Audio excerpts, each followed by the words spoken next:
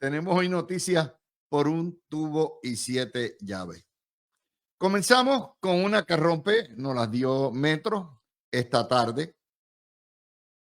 Taxito Hernández anuncia, como la gran cosa, que la Cámara con 30 votos, y recuerden que la Cámara tiene 51 representantes, aprobó un presupuesto con 1.000 millones de pesos más, porque hay sobrante. Y eso de que la Junta ponga estreñimiento, que eso no va.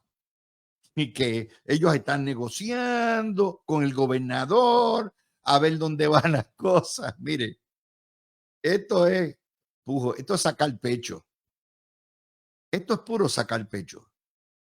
Porque si ese presupuesto está un centavo descuadrado de lo que ya autorizó la Junta, o si cualquiera de las propuestas que tiene o asignaciones envuelve erosión o el gastar más dinero del presupuestado y no tiene una fuente de repago, le van a pasar el rolo.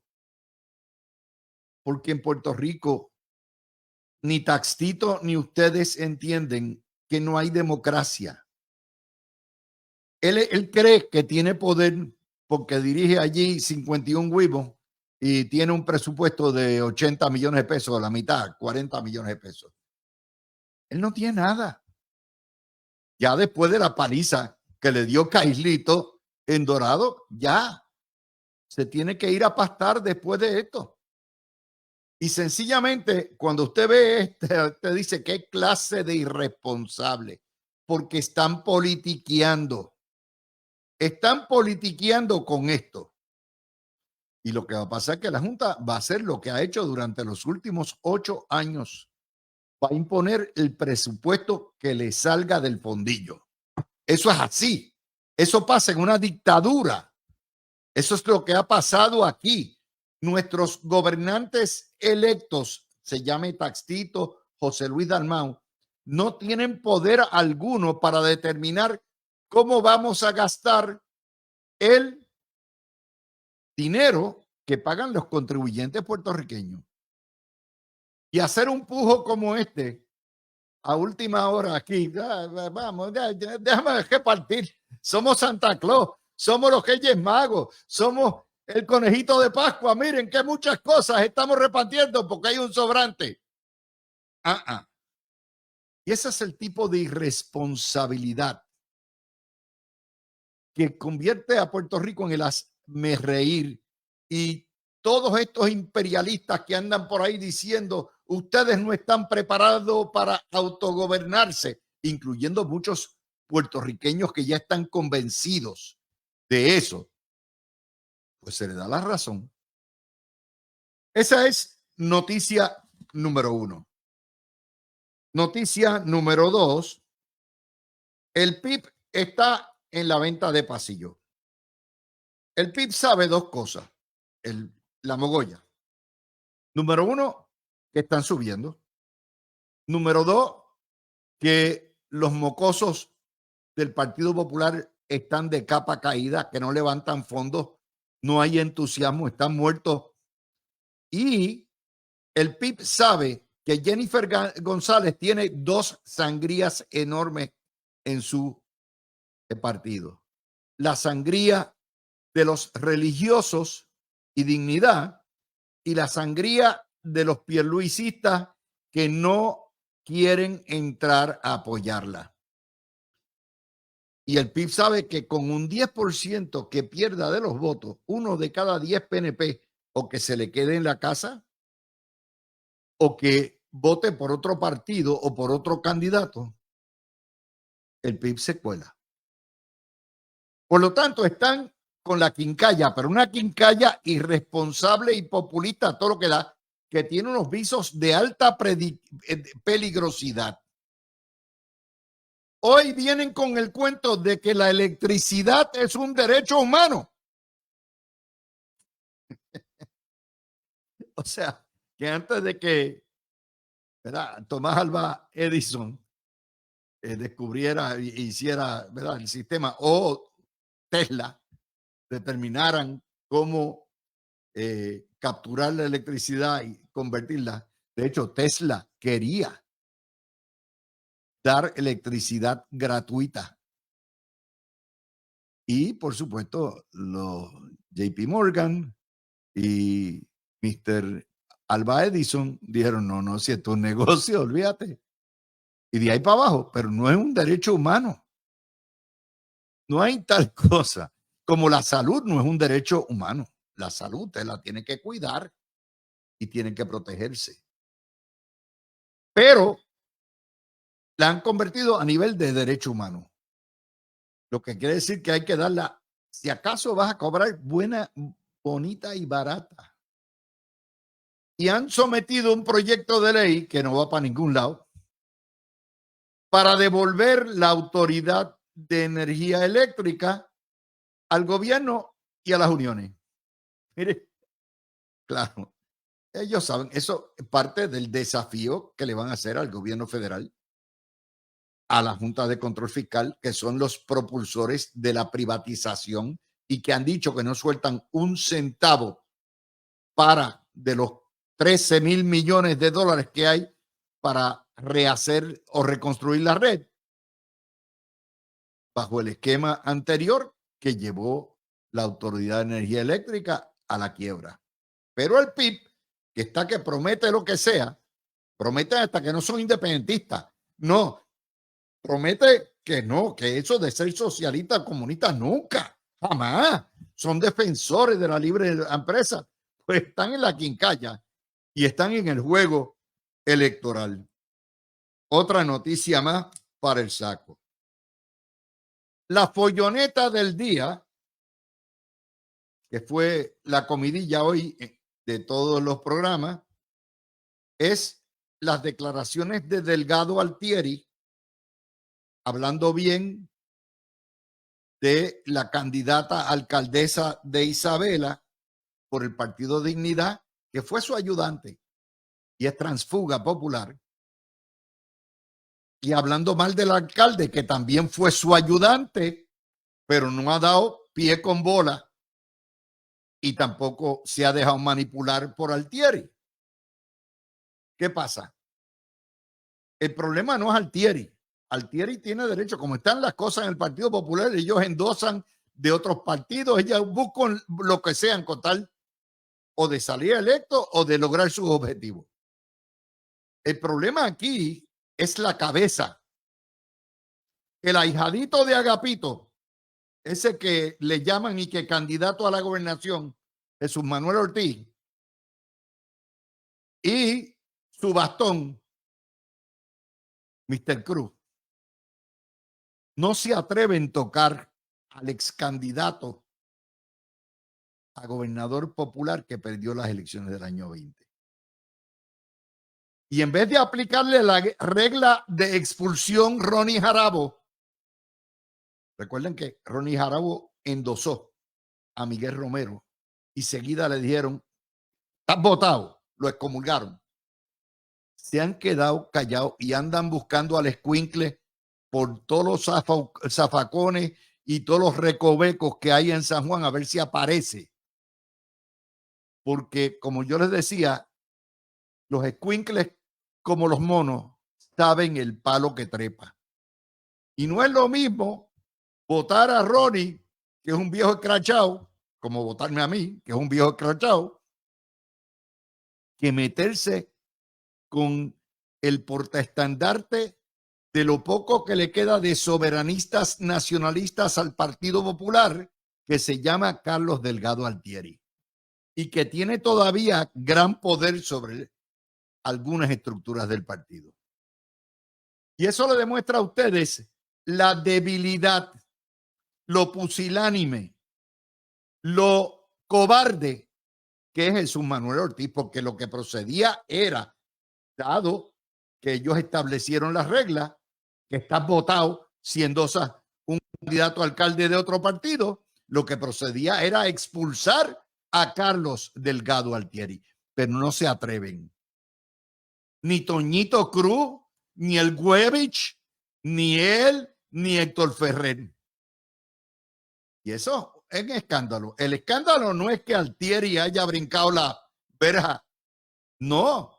El escándalo es que la presidencia del Partido Popular, cobarde y débil como es, no se ha atrevido a meterle mano. Y todo el mundo sabe en Puerto Rico que Jesús Manuel Ortiz es la marioneta de Alejandro García Padilla y que toda aspiración de regresar al poder, aunque sea alando los hilos, es de García Padilla. Todo el mundo Puerto Rico lo sabe. Jesús Manuel Ortiz no tiene ni una sola credencial para convertirlo en gobernador de Puerto Rico. Pero hay gente que no afloja el poder y ahí estamos. Próxima nota. Vamos como carretilla hoy. Vamos para Sidra, mi pueblo. Se aparece Huizo Banabé, el exalcalde de Sidra, convicto por agresiones sexuales, a endosar no al candidato del PNP, no, a endosar la candidata religiosa de Dignidad. Y esta mañana Normando lo primero que hace es llamar a Javier Jiménez. Dice, no, nosotros, eso, qué chévere, nos están endosando y orgullosos de que Huizo esté con nuestra candidata. Esa es la inmoralidad. Eso se llama practicar la moral en calzoncillos y en pantaletas. Un partido que dice representar los valores religiosos de respeto por la mujer, de familia, todo eso, no acepta nunca el endoso ni la ayuda de un convicto por agresión sexual.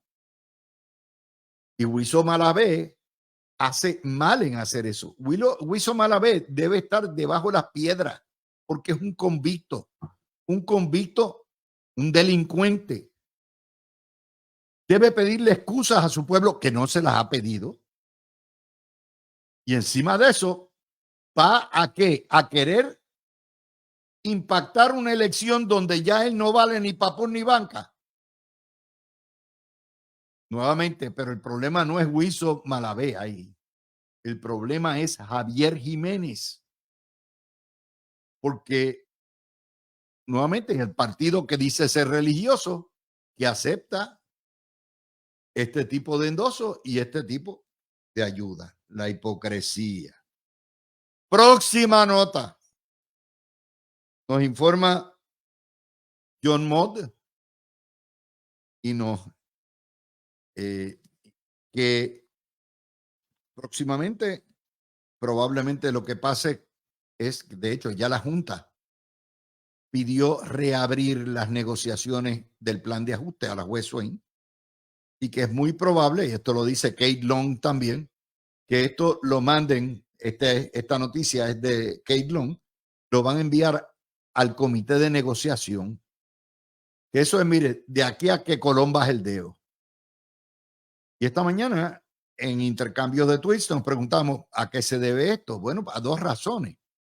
Primero, aquí no hay prisa por resolver el problema, porque mientras más se atrasen los procesos de ajuste de deuda, más se requeda la Junta.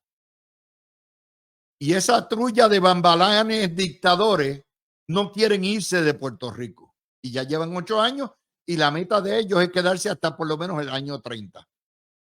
Y en segundo lugar, los bufetes de la Junta están salivando porque tienen el metro prendido y a $1,000 la hora, usted se puede imaginar, mediación, y si no le gustó la mediación o del laudo, van entonces a apelar y de la apelación a otro lugar y en lo que el caso se ve están 3 años dándole vueltas a la noria. ¿Vieron lo que es ser una colonia? Nos están desangrando, pero ahí vamos. Y esa es otra nota que sale hoy. Él dice, sin comillas, citando un estudio del Instituto de la firma de medios Reuters, que a nivel de redes sociales se está dando un fenómeno igual que a nivel de los medios tradicionales. Los ciudadanos muestran un enorme desinterés de las noticias y que este desinterés alcanza un récord histórico a nivel mundial. 4 de cada 10 usuarios de las redes evitan las noticias digitales catastróficas. La desinformación y la exageración causan desinterés e incredulidad. El lector y televidente y radioyente, esto es aquí, esto opera lo mismo a nivel de redes sociales que a nivel de radio, televisión y periódico. Se siente agobiado y deprimido por el catastrofismo y el fatalismo. De hecho, 60% de los encuestados dudan de la veracidad de las informaciones. Y en Estados Unidos, el 72% duda de la veracidad de las noticias. Solamente en Estados Unidos, el 30% confía en las noticias. No les tengo que decir en Puerto Rico.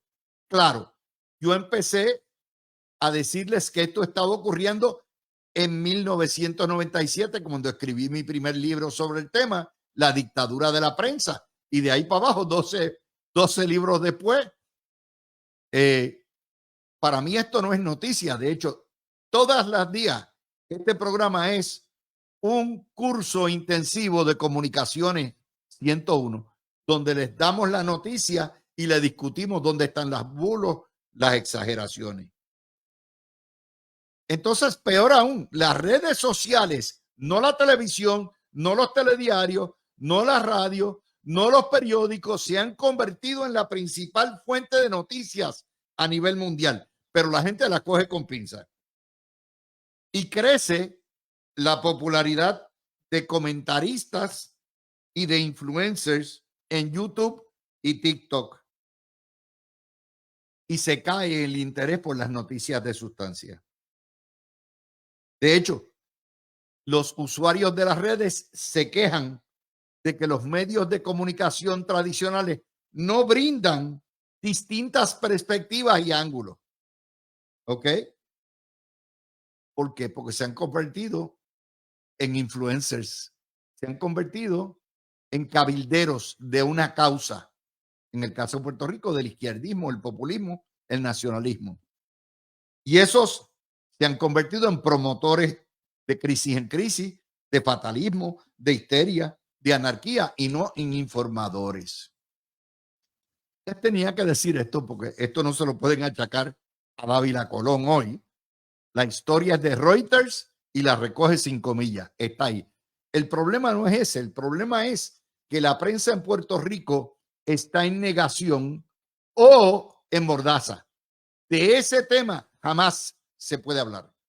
No podemos hablar de la falta, la ausencia de credibilidad de los medios en Puerto Rico.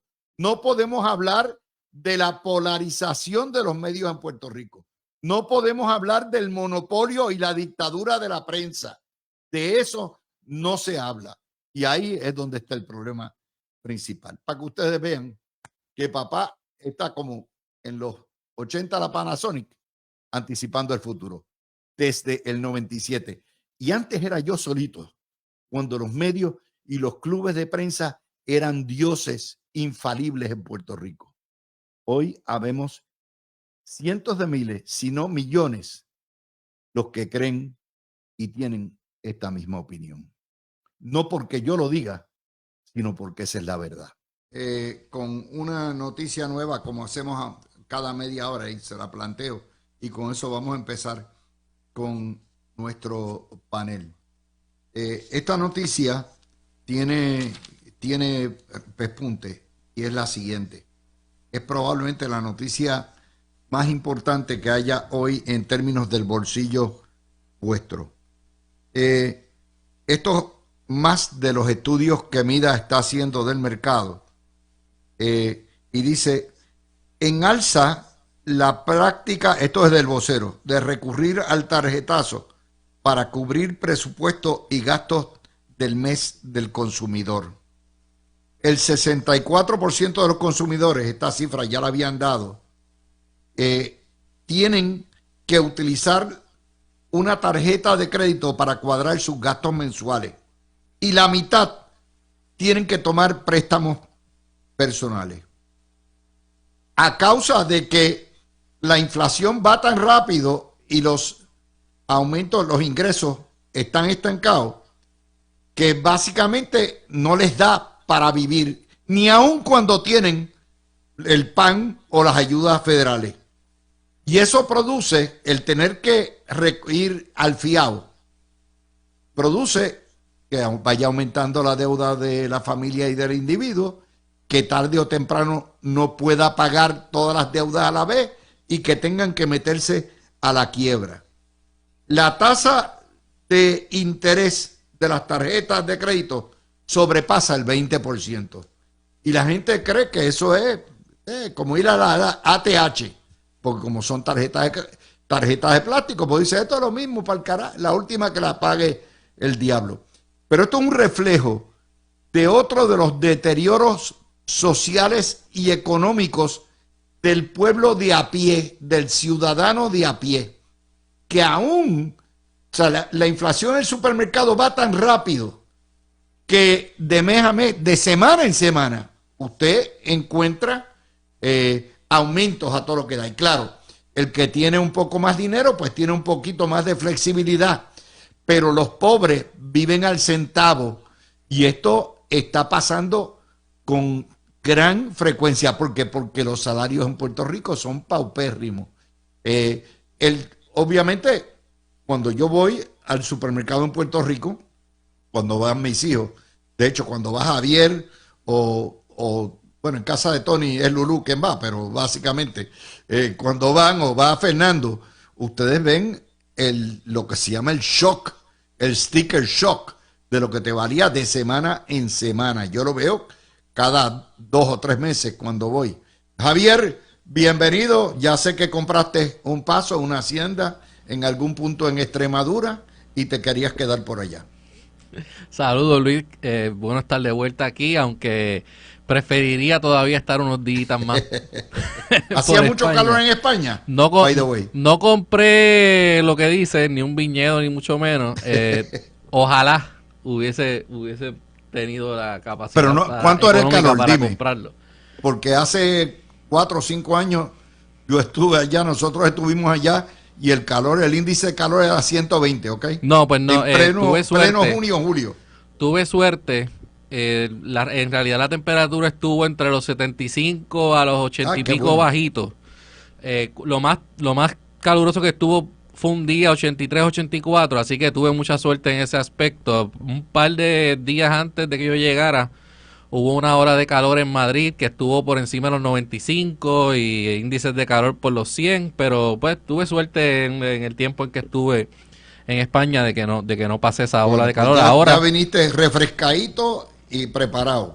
No, para claro. la recta final. No, estamos, o sea, uno cuando tiene un viaje así para despejarse completamente de lo que es el diario aquí vivir y de las noticias y el pesimismo que te inyecta el todo fatalismo. El fatalismo todo el tiempo. Yo siempre he dicho que la mejor psiquiatría que yo tengo son los viajes.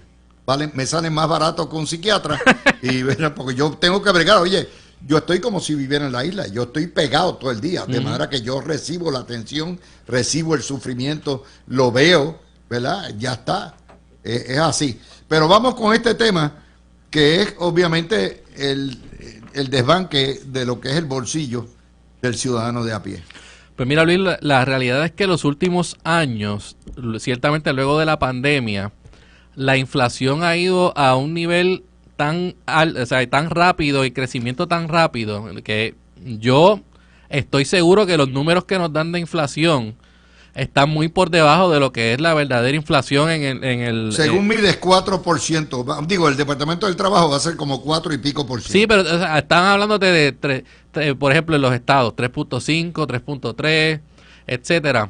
Pero cuando uno se pone a mirar cuál ha sido la inflación desde la pandemia para acá, en los alimentos te aseguro que la inflación está por encima del 30% en los últimos 3 años. Sí.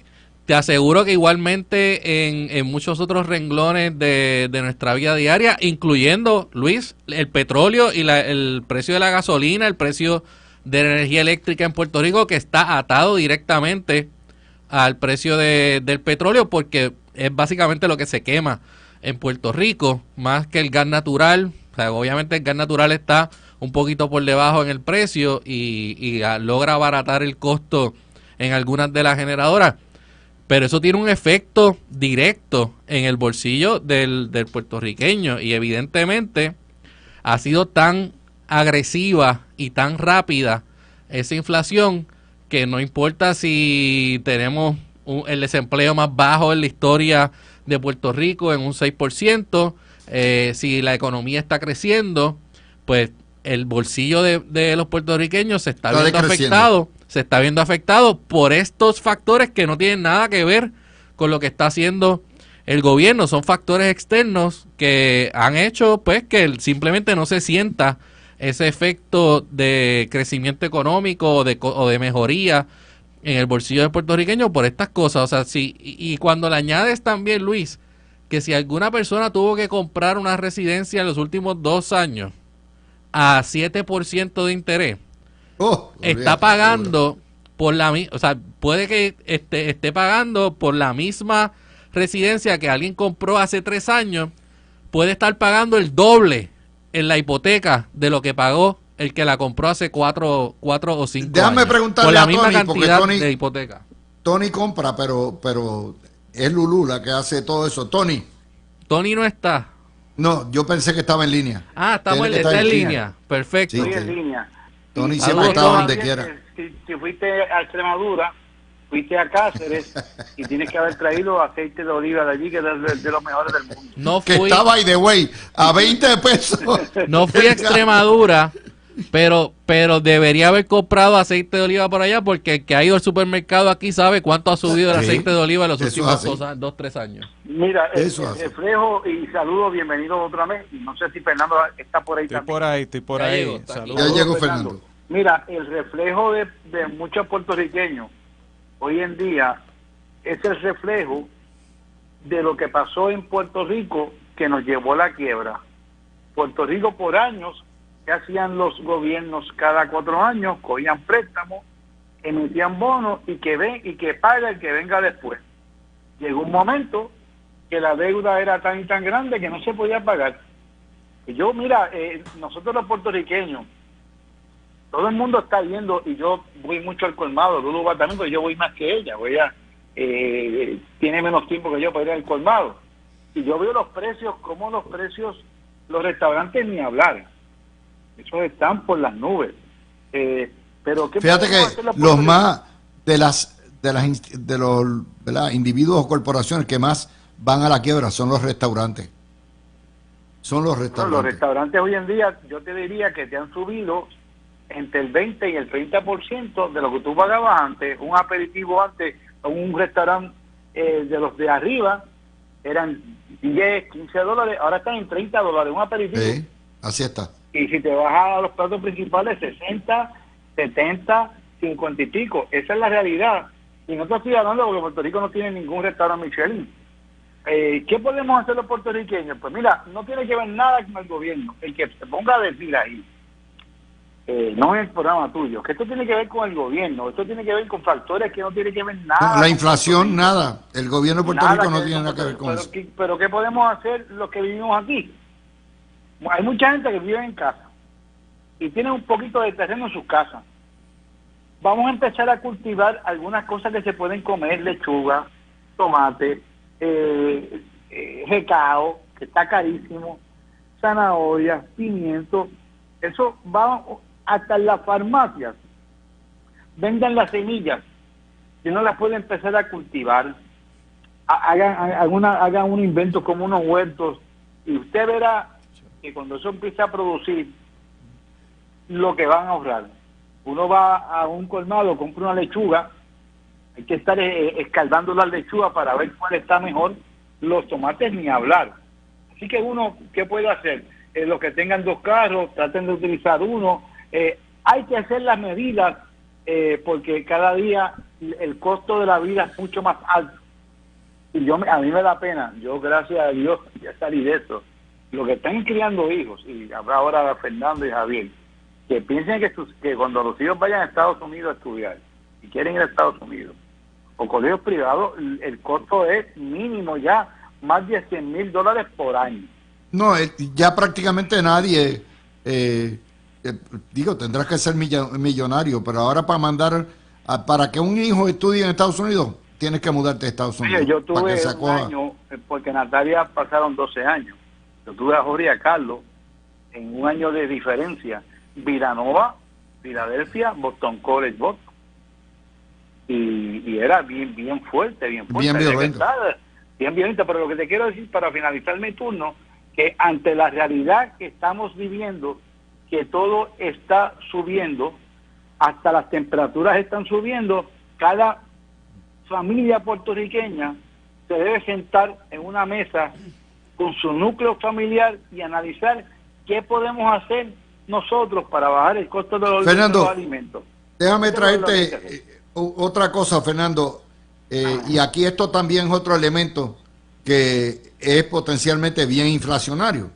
Cuando el PIB dice que el derecho a la electricidad es un derecho humano, obviamente o tú lo das gratis o lo das por una porquería, pero peor aún, el mero hecho de haber dicho que van a regresar al gobierno, a los políticos y a las uniones la administración de la Autoridad de Energía Eléctrica es no haber aprendido nada de 80 y pico de años de fuentes fluviales y de energía eléctrica y la UTIER. Fernando. Luis, buenas tardes a ti, a Javi, un placer verte de nuevo y espero que haya gozado mucho por allá. Tony, te veremos la semana que viene por aquí, Dios mediante. Mira, es que eso no es ni un tema. Yo creo que por lo menos una vez por hora en esta emisora, desde las 6 de la mañana hasta las 9 de la noche, sale el bendito tema del contrato de Luma y cómo es legalmente imposible ahora mismo volver a una administración dirigida enteramente por funcionarios designados por el Ejecutivo de Puerto Rico y los otros miembros de la Junta de la Autoridad de Energía Eléctrica para correr energía eléctrica de nuevo. O sea, que el gobierno administra energía eléctrica, punto, y no sea la autoridad de alianzas público-privadas a la par con el ente fiscalizador que es el negociado de energía. O sea, que eso es soñar con pajaritos preñados, de que vamos a volver al modelo de administración de esa corporación pública, o más bien devolverle la generación y la distribución a esa corporación pública. Bye bye, eso se acabó. Y mira, es cuestión de mirar las redes sociales. En las últimas 2 o 3 semanas, con todos los problemas que hubo de los apagones, empezaron a salir un montón de portadas que databan inclusive algunas de los años 70, de que los apagones eran insostenibles. Y en ese entonces era la Autoridad de Energía Eléctrica la que estaba a cargo de esto. O sea que eso no hay marcha atrás ahí. Habiendo dicho eso, el costo de la luz es una de las cosas que más contribuye al encarecimiento de virtualmente todo en Puerto Rico. Eso se debe a un sinnúmero de factores y no tiene una solución de inmediato. Eso es lo más difícil y lo más triste para admitir, porque tú no vas a poder construir una generatriz que utilice un combustible más barato en un periodo menos de 5 o 10 años. Yo no sé cuánto toma construir una planta de generación de energía, pero estoy seguro que no toma ni 2 ni 3 años. Tal vez 3 o 4 veces esa cantidad de tiempo. Tienes un sistema de distribución que está literalmente pegado con saliva y con tape, con reparaciones que se hicieron para remediar lo que pasó después del huracán María. Que las mejoras capitales, no sé dónde estamos con eso, en el sistema de distribución y transmisión, pero eso también está bien frágil. O sea que suerte tenemos de que las luces prenden en Puerto Rico, en mi opinión. Pero volviendo, todo eso, o sea, la electricidad yo creo que es uno de los factores principales del encarecimiento de la vida en Puerto Rico y eso no va a cambiar de inmediato. ¿Qué cosas sí se podrían hacer? Las veo difíciles. ¿Por qué? Porque tenemos a la Junta ahí. Tal vez la eliminación o reducción de algunos impuestos, pero eso va a necesitar que el gobierno a su vez reduzca tamaño o reduzca servicios. Así que, a fin de cuentas, no hay una salida fácil de la espiral inflacionaria que tenemos en Puerto Rico ahora mismo. Y estoy de acuerdo con lo que dice Tony. Yo creo que cada familia es responsable, cada individuo, de sentarse a pensar hasta dónde es que me llega la sábana y qué podemos hacer para aguantar el cantazo del aumento de costo de vida en todo.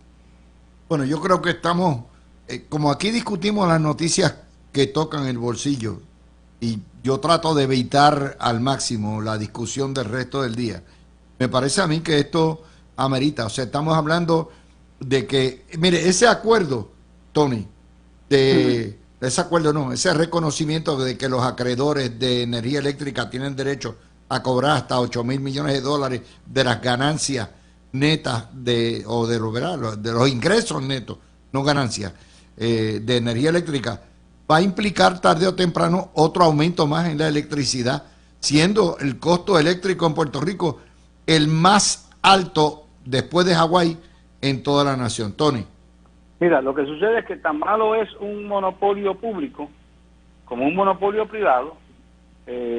Aquí lo que está sucediendo ahora es que con lo que está pasando con Luma, los puertorriqueños han decidido, déjame salirme de Luma, me endeudo, compro unas placas solares y siento que lo estoy haciendo bien. Los que lo puedan hacer, perfecto.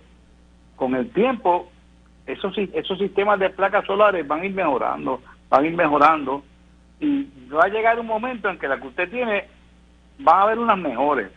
Es como el celular, usted compra hoy, en un año está atrasado, pero hay que hacer algo. Yo no sé qué se puede hacer con la luz, mientras el sistema eléctrico de Puerto Rico, Luma, Enera, sea tan deficiente en términos generales, porque había mejorado, pero de momento, a medida que nos acercamos a las elecciones, y yo no me chupo el dedo, desde hace mes y medio, esto hemos ido para atrás, como si hubiese una mano siniestra. Yo no tengo prueba de esto, pero las cosas no pasan por casualidad. Han seguido empeorando. Ahora mismo llevamos una semana o dos con un transformador que hay que mover. Una planta de esta gigantesca, creo que hoy miércoles o mañana miércoles se empieza a mover. En 2 semanas, en 2 o 3 semanas, dijo el gobernador, debe estar instalada y trabajando el megagenerador. En 2 o 3 semanas. Yo no escuché cómo es que lo van a mover, pero supuestamente mañana por la noche lo van a empezar a mover. Y si es por tierra, pues lo debieron haber hecho antes. Va a ir, vía marítimo hasta Ponce y por carretera, por tierra, al resto. Pero vamos a hacer la pausa. Hoy en un artículo de Metro diciendo, mire, están pensando en pájaros preñados cancelar el contrato de Luma. Estamos pensando todo en pájaros preñados. Un presupuesto de $1 billón por encima de lo que la Junta aprobó. Todo esto es pájaros preñados. Puerto Rico vive en la Lalandia, Tony. Puerto Rico vive en la preñada, los pájaros preñados. Mira, yo quisiera saber que estemos bien pendientes quiénes van a votar a favor. No puedo ir, que es que están hablando en el estudio. Dime. Yo quisiera saber qué legislador, sea popular o PNP, va a votar a favor de ese proyecto. Porque ese es un proyecto donde se sabe que no tiene garantías de que va a ser válido porque la Junta no lo va a aprobar. Y son proyectos que se van a aprobar para las gradas, en medio de una ley de 4 o 5 meses para las elecciones. Y hacer eso, me parece que, yo no sé si el Tatito está haciendo esto para que la Junta se quede. Tal parece, Luis, Fernando y Javier, que estas actuaciones de la Cámara, si es que eso se va a aprobar, yo no sé si está en comisión, yo no sé dónde está esto en este momento, pero yo creo que ya ley de... ¿Cuánto falta para terminar la sesión? Ya prácticamente se acaba la semana que viene. Pues ya la semana que viene, aprobar un proyecto de ley a sabiendas de que es un proyecto que va a ser nulo en una indebida utilización de fondos públicos, y el que utiliza fondos públicos de manera negligente viola el Código Penal, pero ese es un asunto que aquí nunca se ha discutido. Los legisladores piensan que tienen inmunidad completamente para gastar fondos públicos a lo loco, y aquí esto hay que ponerle un alto, porque si esto lo hace un alcalde, lo acusan. Si esto lo hace un gobernador que utilice mal fondos públicos, viola la ley. Si no, eso no es lo mismo. Y los legisladores, un proyecto de ley que es a sabienda que es nulo, pues yo quisiera que el presupuesto fuera mucho más caro, de mucho más dinero, pero ¿cuál es nuestra realidad? Nuestra realidad es que hay una junta que no lo podemos hacer, y yo creo que el gobernador de antemano debe enviarle una carta a la junta y decirle, esto que va a hacer la Asamblea Legislativa lo ponen por no puesto. Mira, aquí hay otra nota que saca Gustavo Vélez, esta es de Noti1, Gustavo Vélez de nuestro establo, y dice en esto, Fernando, Puerto Rico tiene 350,000 casas vacías o abandonadas, que es prácticamente una de cada 4 casas. Entonces Gustavo dice, hay que rehabilitarla, hay que arreglarla. Bueno, el problema es de dónde tela si la araña no teje. O sea, el gobierno está quebrado. No hay, lo que está limitado son los vouchers para reconstruir o para vivienda. Los intereses están trepados. No hay mercado de bienes raíces porque la gente no tiene con qué comprar y mucho menos arreglar casas viejas. ¿Dónde nos lleva eso, Fernando? Por eso la gente, o sea, la prensa brinca y dice, no, ¿por qué se nos está yendo la gente? Esas son las razones. Esas son parte de las razones, Fernando. Y una de las preocupaciones más grandes que hay es la falta de vivienda asequible. O sea, en algún lugar las fuerzas del mercado van a tener que conciliar la demanda que hay por vivienda asequible. Vivienda asequible quiere decir vivienda, hay unos parámetros para eso, pero entiendo que el costo debe ser menor de alrededor más de o menos 225,000, 250,000 pesos. Para abajo, para abajo de eso, si de casualidad una persona o un grupo de personas que tengan el capital para habilitar esas propiedades que están disponibles, vacías, para convertirlas en vivienda asequible, pues va a tener acceso directo a un mercado que tiene una demanda acumulada bastante seria. Yo lo veo más bien como una oportunidad, más allá pues de una señal de lo que significa tratar de vivir y para muchos sobrevivir en la colonia, ¿no? O sea, eso... Pero el problema es que lo que es el real estate en Puerto Rico, todo lo inmobiliario está hiperinflado. Por lo tanto, la casita más sencilla en El Comandante, en Villa Carolina, en Santa Rosa, te cobran 200 y pico mil de pesos. Son casas construidas hace 50, 60, 70 años. Le tienes que meter por lo menos 100,000 billetes para rehabilitarla, empezando por los techos, los baños, lo que sea, el sistema eléctrico. Y entonces cuando tú vienes a ver, dices, ok, la casa me costó 200,000 pesos, ponle. Y 100,000 más que tengo que buscar de préstamo, ya se me fue del mercado. Al 7% se me fue del mercado. Bueno, pero es que todo también depende, porque la nota nos habla de una cantidad de propiedades que están vacantes, vacías, pero no sabemos cuál es la distribución. O sea, o por lo menos yo no tengo visibilidad de eso, pero aquí yo pensando, pues, ¿qué podemos hacer con ese escenario? Yo igual pienso que representa una oportunidad, que de hecho, que conste, por ejemplo, en Santurce mismo, donde yo tengo mi oficina, un sinnúmero de propiedades que desde que yo llegué a Santurce en el 2016 estaban abandonadas, eran hospitalillos. Ahora las adquirieron muchos inversionistas que vienen de afuera de Puerto Rico, vienen de los estados continentales, de los Estados Unidos, invierten dinero aquí y las están rehabilitando. Pues de la misma forma, capital local debe haber que pueda por lo menos redestinar parte de esas viviendas a convertirlas en viviendas asequibles. Yo no sé, pero... Lo que pasa es que regresamos al tema de la inflación de la pasada hora. Interactúen también tú, Tony. Sí, regresamos, pero por eso digo, regresamos al tema de la inflación, porque igualmente que en los alimentos, en la gasolina, en los seguros y muchas otras cosas han subido considerablemente de precio. Igualmente los materiales de construcción, hay una falta de contratistas para poder manejar toda la demanda de los proyectos que se están haciendo a través de todo Puerto Rico, y eso encarece entonces a su vez el costo de la mano de obra del contratista. Así que cualquier persona que quiera comprar una de estas casas que están vacantes, abandonadas, oye, una casa que no se le ha dado mantenimiento en 1 año, 2 años, olvídate que tú sabes que vas a tener que invertir gran cantidad de dinero en poder poner esa casa en condiciones para poder mudarte y poder vivir en ella. Empezando por los techos. Entonces, los techos hay que el darle techo, si te cogió comején los gabinetes o la cocina, tienes que sacar todo, y las puertas. Las puertas, pero, o sea, son un montón de cosas que tú tienes que invertir, y obviamente el estado en que esté la pintura y el cemento como tal, con todo lo que ha llovido en Puerto Rico en los últimos años. O sea que no es tan fácil como decir, mira, hay un montón de vivienda vacante, pues está la oportunidad ahí, sí, pero a la misma vez los costos están tan altos que es medio complicado. Pero este hay que dividirlo en dos partes. Está la parte de propiedades residenciales de clase media baja en términos económicos, porque lo de abajo no tiene que ver con la moralidad, en términos económicos. Eso está accesible a un mercado mucho más directo a los puertorriqueños.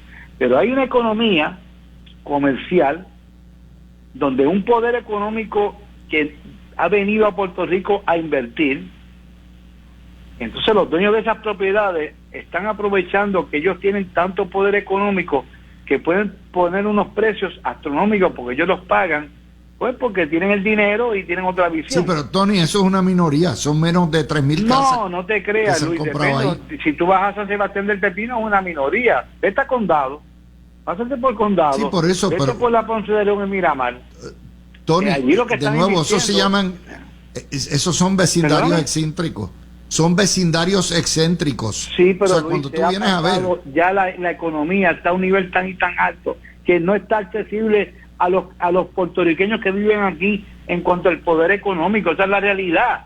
Yo conozco gente que, esto yo lo voy a poner ahora en una de dinero tan alta para ver si un tipo de ley 60 me lo puede comprar, porque, y obviamente son precios que están por encima del mercado. Es una burbuja económica. Yo no estoy en contra de eso, pero eso es una burbuja económica que no es la realidad del mercado puertorriqueño, de los que vivimos aquí, que no tenemos esas grandes fortunas, y eso es la realidad. Pero yo prefiero que las compren a que estén abandonadas también, pero los precios que están, ese precio que se está imponiendo es el precio que no está al alcance del bolsillo del puertorriqueño, punto. Es que no sabemos cuánto están pidiendo ni qué tipo de propiedad es. O sea, estamos pensando en términos generales. Te puedo decir cuánto están pidiendo. Yo conozco un montón de gente que se han disparado pidiendo precios. Yo digo, ven acá. Pero si viene un tipo de leche encima de la compra, como yo pues, siéntate a esperar a ver si te la compra. Déjame traer otros temas. Vamos para los temas políticos.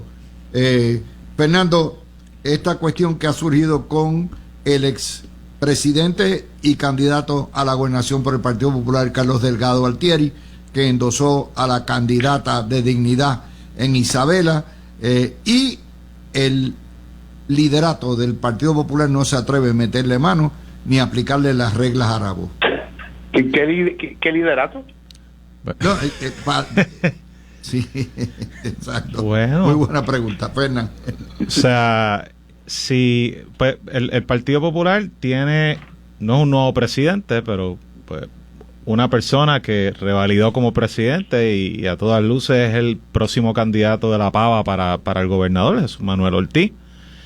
Si Jesús Manuel Ortiz pues quiere reorganizar exitosamente su partido, él tiene que mantener la disciplina y tiene que aplicar presión cuando nota que están retando lo poquito que puede quedar de unidad dentro de la pava, o de la imagen de que todos están agarrados de la mano para tratar de ganar, aunque sea la legislatura en noviembre, porque la gobernación lo veo sumamente difícil ahora, más todavía con una candidata como Jennifer González de contrincante, que es bien fuerte, y jala muchos votos a favor de ella, así que eso, el silencio dice mucho del control que tiene el presidente del partido sobre su institución, pero todavía está a tiempo de llamarle la atención. No sé, vamos a ver qué pasa, si no algo, lo va a hacer. como digo Tony,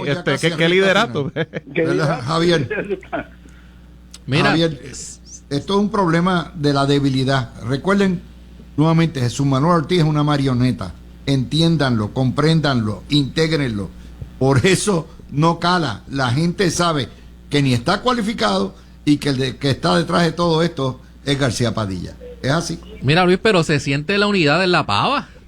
Se siente la unidad luego de esa primaria y de luego de que dijeran a través de toda la primaria que ellos estaban llevando una primaria diferente al PNP y que ellos no estaban haciendo los ataques porque eso los iba a ayudar a ellos a unirse luego de la primaria. ¿Y qué hemos visto? Juan Zaragoza, el candidato directo de Jesús Manuel, diciendo que él no se iba a unir y que él no se ve trabajando en equipo con Jesús Manuel. Y ahora tenemos a Charlie Delgado Altieri, el pasado candidato en el 2020 a la gobernación por el PPD, echándole flores a una candidata del Partido Dignidad. Y bueno, yo creo que tú lo contrastas con lo que ha ocurrido en el PNP de la primaria, que sí, fue una primaria mucho más agresiva, con ataques mucho más directos entre los candidatos. Y ahora, pues, luego de que pasó el 2 de junio, tú has visto al gobernador hacer expresiones de que ¿verdad?, para la unificación del partido, los candidatos al Senado, representantes, los alcaldes, todos han tenido un mensaje al unísono de que hay de unidad, ¿verdad?, detrás de la figura de Jennifer González. Así que el Partido Popular, que ya había demostrado una debilidad grande en la primaria al llevar la mitad de electores de lo que llevó el Partido Nuevo Progresista, pues ahora con estas divisiones y la falta de liderato de Jesús Manuel, porque yo no he escuchado qué ha dicho Jesús Manuel sobre este asunto. Como que Delgado Altieri salió a decir, no quise decir Diego, sino Diego, y al final del día pues se ha quedado en nada, y como tú dices, no le aplicaron la que le aplicaron a Ronnie Jarabo. A como es soberanista, como necesitan de esa ala del partido para poder prevalecer en noviembre, pues lo han dejado quietecito. Pero fíjate, Tony, no es solamente en el Partido Popular. Mira, Javier Jiménez esta mañana patinó con Normando. O sea, cuando Javier Jiménez ve bueno, le da el visto bueno a que Wilson Malavé, convicto por agresión sexual, endose a la candidata religiosa de la alcaldía de Sidra, ya estás viendo un alto grado de debilidad en el liderato de los partidos, Tony. Claro, uno un endoso no lo puede evitar, pero no lo puede rechazar. Agradezco el endoso de fulano, pero no me interesa. Seguro, ya punto. está. Y me lo quito encima. En el caso de Charlie Delgado, no le van a decir nada porque Charlie políticamente en este momento vale más que Ronnie Jarabo.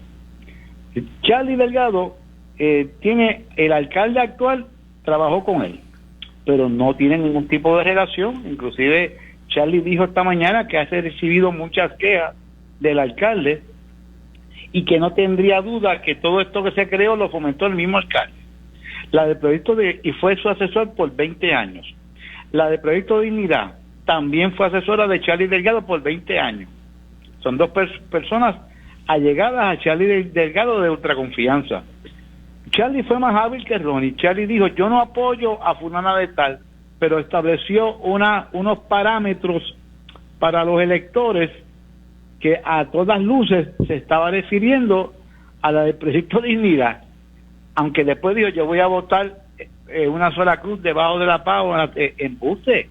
Charlie Delgado no va a votar por el alcalde actual porque el que lo escuchó esta mañana, siendo ayudante de Charlie Delgado por 20 años, sabe que no hay comunicación y que él tiene muchos problemas de la manera en que el alcalde actual se está comportando como alcalde, y el alcalde actual también le ha tirado a Charlie Delgado. Así que es un asunto diferente con Ronnie Jarabo. ¿Por qué? Porque estamos hablando de personas que trabajaron con Charlie, de su confianza, por 20 años trabajaron para el municipio de Charlie, pero fue más hábil.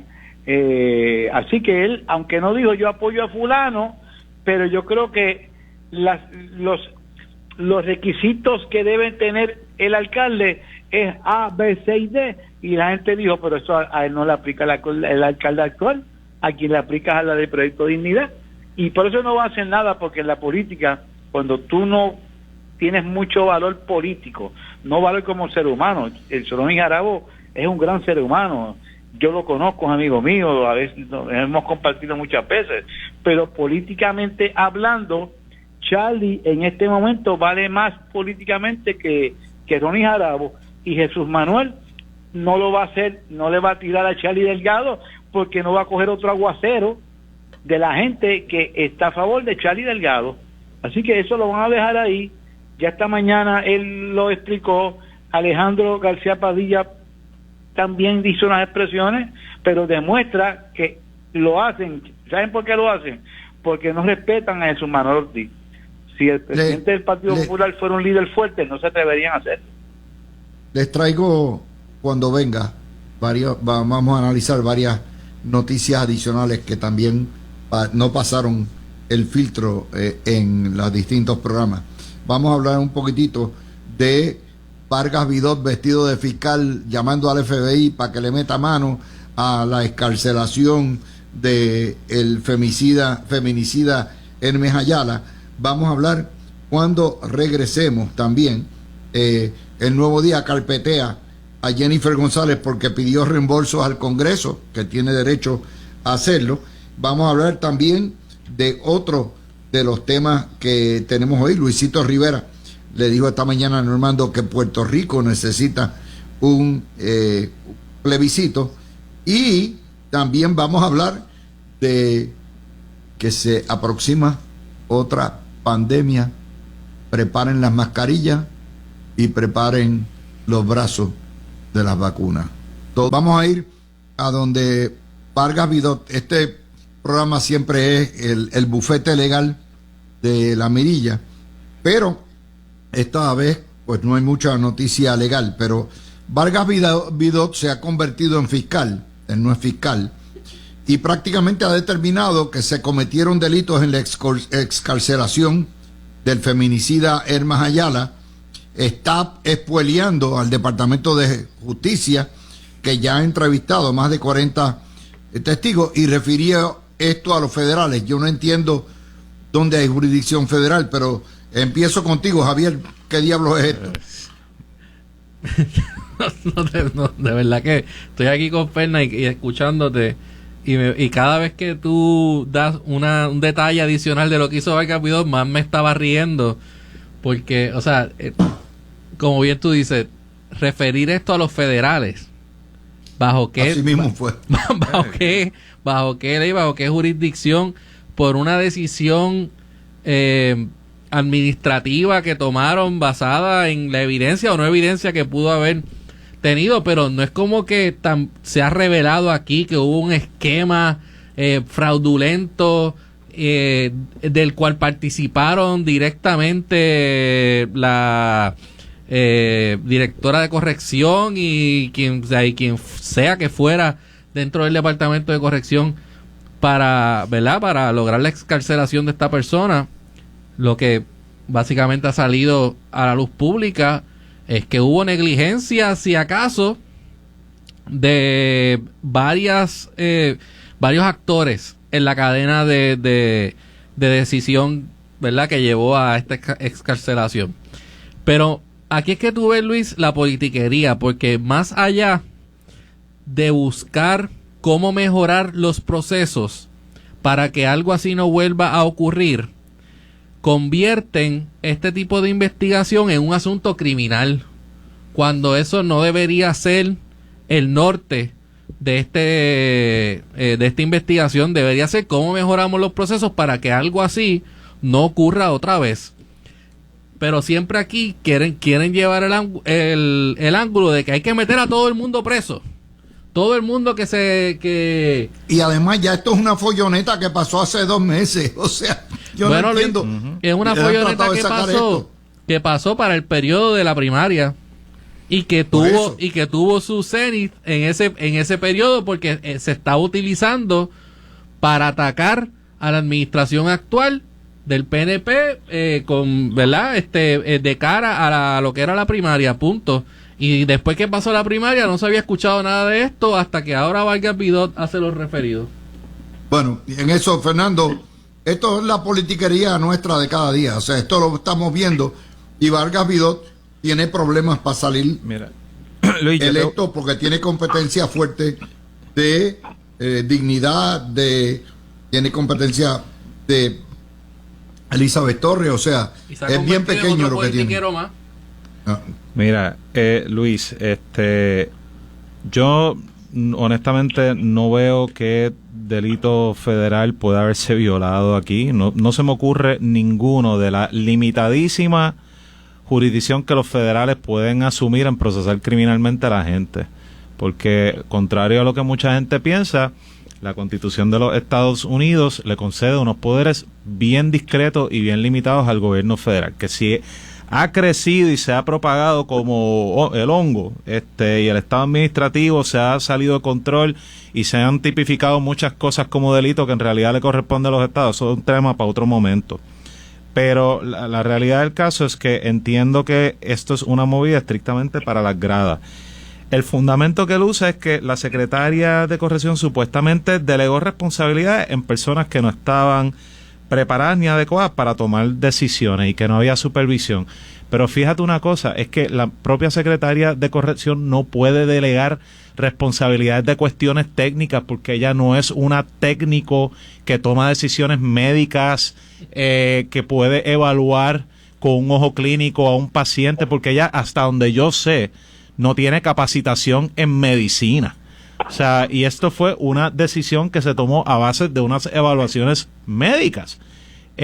Me apena mucho que Vargas Vidot diga abiertamente que él no confía en la institución que representa ser el Departamento de Justicia de Puerto Rico, porque ¿sabes qué?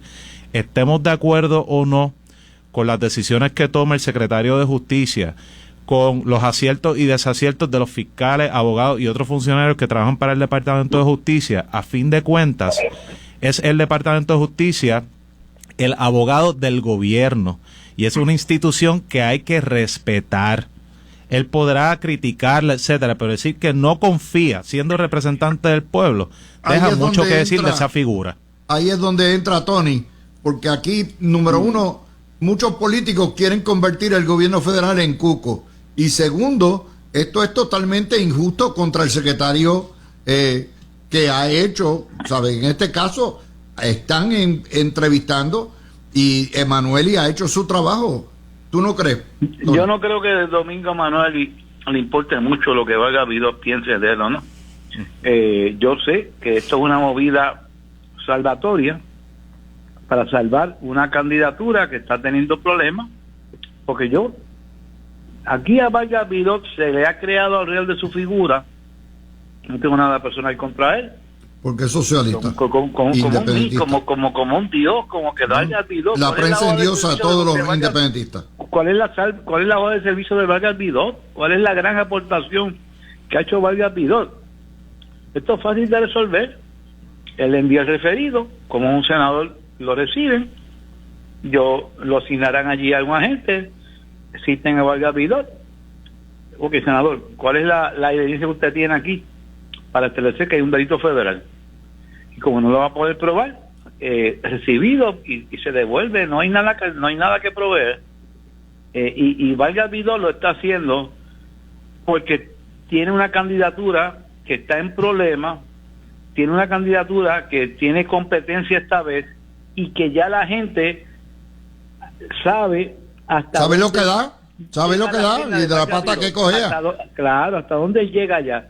Y me parece que está tratando de hacer eso para ganar votos para las gradas, pero yo no he visto, de lo que yo conozco, no veo nada de que haya un delito federal. Es más, no veo probablemente ni un delito estatal. Ni delito tampoco. estatal.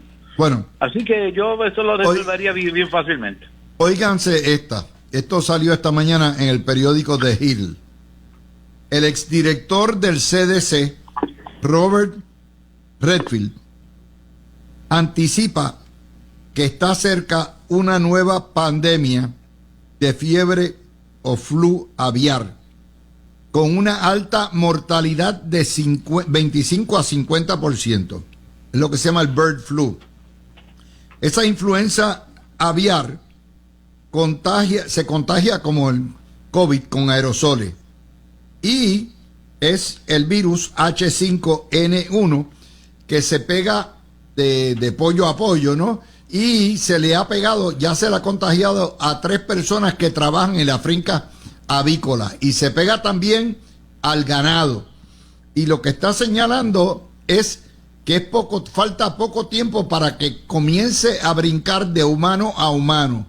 Y en el momento que eso pase, dice Redfield, viene, se forma en 3 meses, el mundo entero está arropado por otra pandemia. Dice, no es si viene o no, es cuán rápido va a llegar. Ya hay varias farmacéuticas trabajando con la tecnología mRNA, una vacuna, pero hasta que llegue, la pregunta mía a ustedes es, considerando toda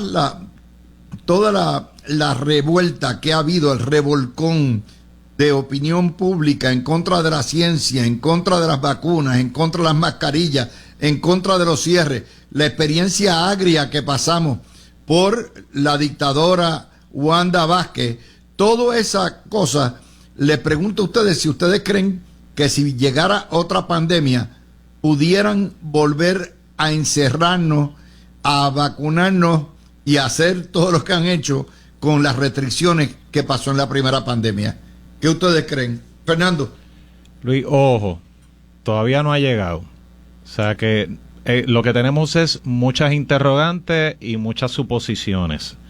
Esta noticia lleva dando vueltas como 2 semanas, o sea, de que pues se han encontrado unos cuantos casos de inclusive 1 o 2 personas que se han infectado de la gripe aviaria. Como pasó con el COVID, que llevó dando tumbos 3 meses y medio. Correcto. Hasta que explotó. Hay que estar pendientes, pero tampoco creo que sea momento para ponerse histérico. No. Solamente estamos comentando la noticia por las implicaciones que pudiera tener en la política pública, es lo que yo les estoy diciendo a ustedes. Bueno, pero las implicaciones que podría tener la reacción del gobierno debe ser proporcional a la gravedad del peligro que eso representa, y la determinación de peligrosidad se hace a base de los datos, por más poquitos que se puedan tener, al momento de que el problema ya sea visible y pues si eres irresponsable o cuando ya está encima de nosotros. O sea que yo no tengo ningún reparo con un régimen de mascarilla, con un régimen de lockdown, si esa es la única manera de bregar. Muchachos, eso sería la salvación de dignidad. Pero, sí, pero, nuevamente, es que no sabemos, no tenemos nada de información. Hay que esperar a ver qué sucede. Javier y Tony. Mira, Luis, no va a ser... perdona, Javier, sigue tú. No va a ser tan fácil esta vez establecer un lockdown como fue en el 2020. Yo creo que el hecho de todo lo que se ha discutido sobre las vacunas del COVID y la desinformación en realidad en muchas ocasiones sobre los efectos adversos de la vacuna, etcétera, versus que la vacuna haya terminado siendo una vacuna para atenuar básicamente lo que son los efectos del COVID y no una vacuna que evite el contagio, ¿verdad? Y que se propague el virus, pues ha resultado en que ya tú ves que los porcientos de vacunación de COVID para este año están bien bajitos. O sea, y que y por si eso estamos hablando de una vacuna por eso nueva, tenemos el problema que tenemos ahora. Pero si estamos hablando de una vacuna con la misma tecnología que se utilizó para el COVID, hay mucha gente que no se la va a poner. Y eso va a ser un problema mayor de lo que fue en el 2020, pero por mucho. Yo esperaría que sea algo que estaría en la discusión pública y que habría mucha más resistencia que lo que hubo en el 2020 a vacunarse con la vacuna del COVID. Ahora bien, todo el mundo puede ir buscando sus toallitas de Clorox, sus alimentos no perecederos, poco a poco, sin como dice Fernán, sin que haya pánico, y ir preparando su la cena para una posible ¿verdad? Eventualidad de que esto ocurra. O sea, no ha pasado. El detalle es que no ha pasado, no se ha propagado de humano a humano, o sea, así de que ya tenemos indicios de una epidemia que puede convertirse en una pandemia posteriormente. Además, no sabemos qué tan severo sería ese virus. La cepa que tenemos ahora del COVID es ni una sombra de la primera cepa que se encontró en China a finales del 2019. O sea, que hay muchas cosas, ¿no? Usualmente cuando una enfermedad es nueva puede ser bastante agresiva, luego pues muta. O sea, hay muchas cosas que no sabemos todavía y yo creo que hay que estar pendiente. Bueno, yo creo que para cualquier político, Tony, se le va a hacer bien difícil aplicar restricciones, limitaciones, todo este tipo de cosas, luego de la experiencia, obviamente, donde los que son anticiencia, pues prácticamente han predominado en la opinión pública. Mira, Luis, yo no creo que se le va a hacer difícil, porque en asuntos de salud está un departamento de salud, el gobierno federal en Atlanta, como los huracanes, cuando emiten aviso de huracán, pues te están notificando vigilancia de huracán, pues ya te están diciendo, está saliendo de África un virus, ejemplo, como si fuera un huracán. Tal parece que la trayectoria que viene hacia el Caribe viene peligrosa. La gente se tiene que empezar a preparar sin crear histeria, y si el huracán, en este sentido, utilizando una similitud con un huracán, pues se desvía, pues no pasa nada. Pero ya las farmacéuticas mundiales estarán afilándose los colmillos de cuántos billones de dólares van a hacer. Así que yo, como dice Fernán y Javier, esto es muy prematuro. Uno los escucha, analiza, estudien, lean, y cada familia puertorriqueña tomará una medida. Esto yo no creo que sea para salir corriendo. De ahora en adelante va a haber época de huracán y época de pandemia. Y época de pandemia. Parte de nuestra cultura ya de pueblo. Tomar medidas y no salir corriendo en histeria. Otra noticia, hoy el Nuevo Día carpetea a Jennifer González, una historia de Chonky News, página 8. Jennifer González facturó $33,000 en reembolso de alojamiento y comida por encima de su salario de congresista de $174,000. Lo hizo porque bajo la ley que aprobó el Congreso, aprobó un nuevo subsidio que aprobó la Cámara, no hay que entregar recibo, y es para que los congresistas puedan venir a Washington, quedarse, tener una renta, tener, ¿verdad?, algún tipo de dieta. Y nuevamente, los 5 delegados territoriales también exigieron para un total de 5.8 millones, de los cuales 33,000 son de Jennifer. Supuestamente ella es la número 13 de congresistas que más reclamaron, y de lo que reclamó, los $33,543, $24,000 eran de renta o por alojamiento. Esto es una de las historias más moronas que yo he visto en mi vida, pero está ahí, legal. Uy, en noticias estúpidas, uno si las comenta cae en la estupidez. Yo no voy a comentar esa estupidez. No, es sencillamente, oye, hay gente que piensa que tal como está puesto, Parece que se robó el dinero. vamos. Lo ponen como Porque si fuera. Jennifer ahora es candidata a la gobernación. Ahora los Exactamente. cañones enfilados Ok. hacia ella. Ella lo hizo y- conforme a la ley, ahí está. Pues y las estupideces uno las deja pasar. Hay que comentarlo porque Sí, pero- la gente, pero- hay que explicarle a la gente, esto no es ningún Bueno, el que delito, le no quiera es ninguna comentar la comenta, irregularidad. yo tengo problema, pero eso no tiene razón de ser que ella, conforme a una reglamentación federal, pide ese reembolso. Si hay algún problema, pues ya el Congreso se lo exigirá o le pedirá alguna información.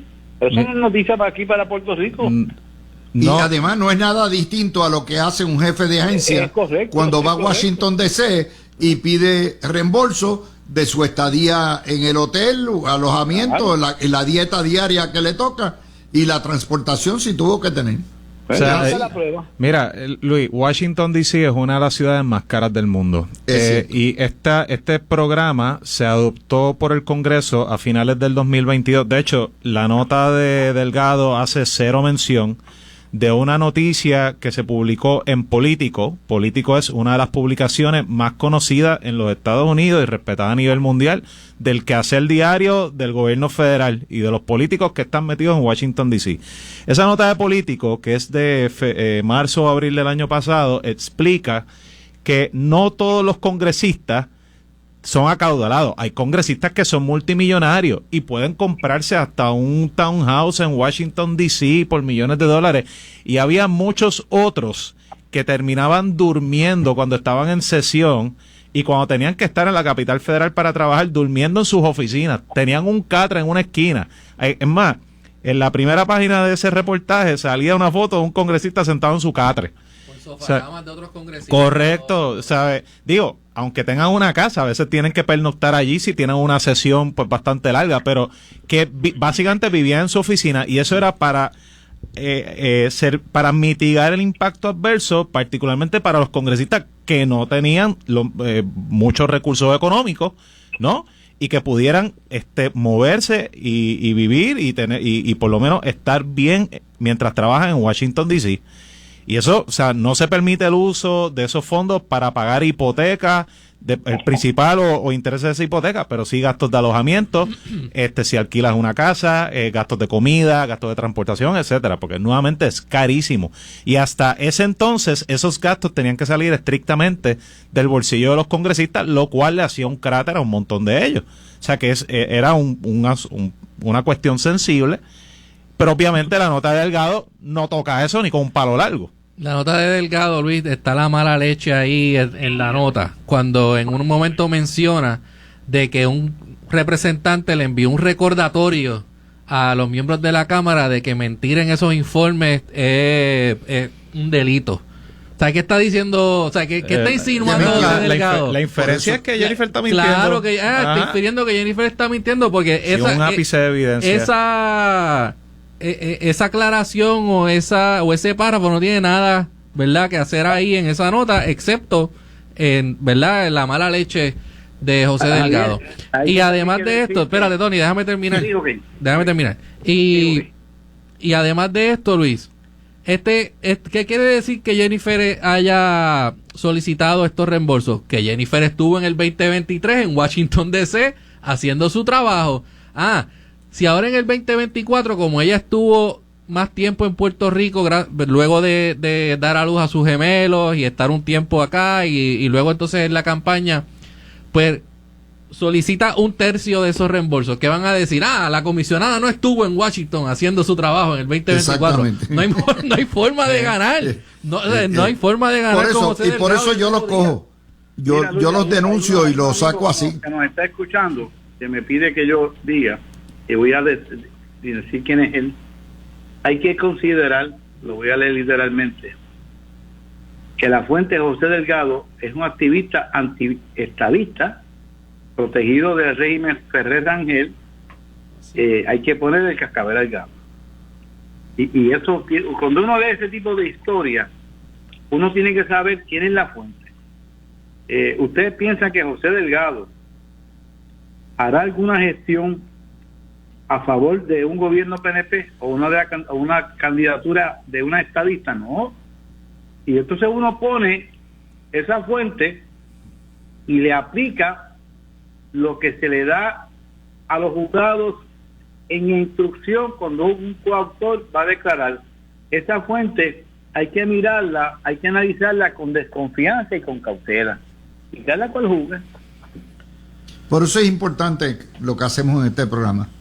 Y es importante porque nosotros cogemos las historias, las desguazamos y decimos, mira, esto es fake news, esto es un bandidaje, esto es lo que hay. Miren, hoy hay una historia en Primera Hora, que es el gobernador, la historia está bien, es de Bárbara Figueroa.